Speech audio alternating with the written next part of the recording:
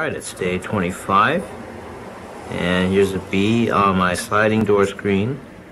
Hopefully she'll be around to help out when I finally get flowers, or maybe, her sister as well. Basically, wow, the sky's beautiful. But anyway, yeah, the sun is obscured by clouds. And if I look down here in my balcony, this light actually makes quite a significant difference. I'd like to introduce this light meter, the HS1010. Press this button at the bottom. Displays lux. So it'll have factors of like times 10 times 100 here. But for right now, this is like 1500 lux. This facing here, that's times 10, as you can see over here. So this is over 8,000 lux. This is the brightest part of my balcony. It's 5:37 p.m. So that's like 7,000 lux. If I had my pot down here, still be, 5,000 lux, I guess. If we look over here, I have my LED bulb, 1030 lumens. And you'll notice that, this seed has germinated, this one has germinated. And that's because I presume that the light focuses here, so they're closer. Also, when the sunlight comes in, during the day, it strikes this in a narrow band, narrow window of time for maybe 30 minutes to an hour, something like that. We're in the spring equinox, so the day length and the night length are roughly 12 hours each, equal. So I put this luminometer here. It's getting 4,000, and I put it over here. Same. If I move it over here, it's further away from the lamp, maybe 3,000. Yeah, progress is kind of slow. It's day 25. I restarted after I think 16 days. So it's just going to take a while. This is a seedling that's beset by mold.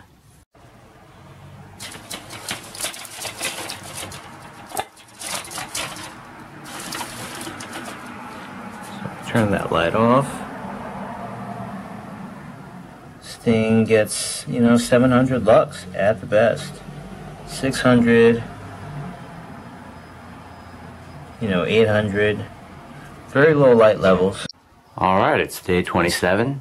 You can see at 2:30 p.m. sun's out, direct and bright.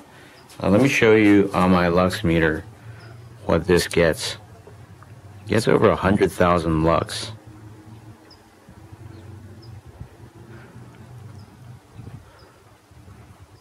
So depending on that, it could go up to like 120,000 lux.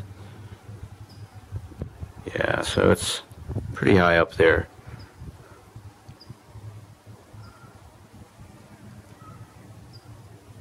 Yeah, so that's almost 116,000.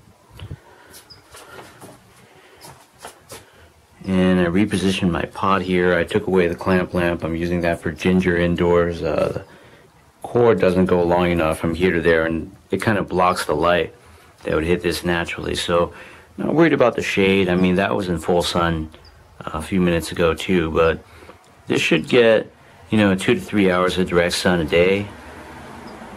And I just sprayed some more hydrogen peroxide. There's a spot there with mold. But, yeah, this will make a huge difference. I mean, let me show you.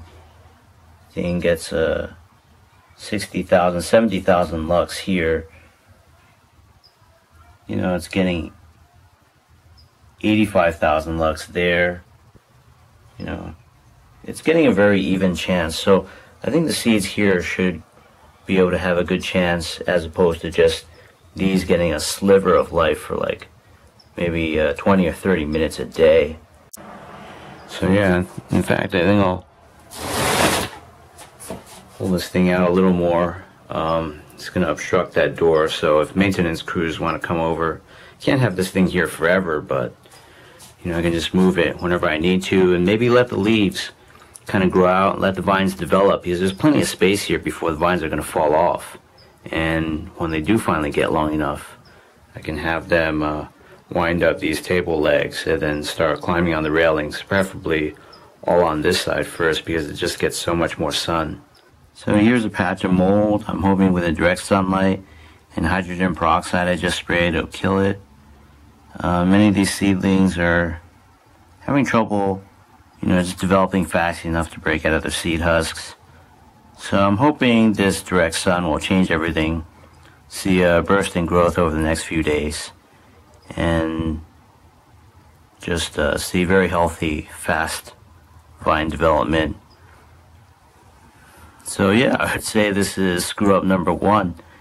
Just not having it in direct sun. I thought the lamp light plus that sliver of sun every day in the position I had it before against the wall would do something, but I think that was a mistake already. It's too slow. So these things are getting off to a decent start. I mean, in the beginning they're just establishing their root systems, and later on, when these things are more developed, I'll probably powder on a lot of diatomaceous earth and layer this with sand on top to protect against things like spider mites. It's day 41 and I'm helping along these seedlings by peeling away the seed husks. It's very tough because you have to, get your fingernails under the husks and peel away from both sides. And in the process, I'm sure I'm damaging some of these leaves as well. But they're already damaged by being pinched by seed husks for so long. One of the other reasons I had this pot against the wall is because I don't want it to heat up too much during the day. But later on, I found out that, by digging in the very side, the dirt underneath was very cool and wet, so I was mistaken. So the two seedlings that did the best under the shade regime when this pot was against the wall are still doing the best. They got the best head start, and that's because they were closest to the clamp lamp reflector, which only put out, probably 6,000 lux over, however many hours a day. I estimate it's probably like 9 or 10. So if I had that clamp lamp a lot closer, if I had something to clamp it on, it was just 10 centimeters away, I would have given all the seedlings more than 30,000 lux. And if I let that go on for 10 hours a day, effect would be huge, but fortunately I didn't. This one shed its seed husk early, but it hasn't done anything since. A lot of these others aren't doing well. I think there are 2 that haven't germinated. I'm going to start culling them in the days to come. I'll just get rid of them, probably 2 at a time until I have 2 champions left from these 10. And that'll be it.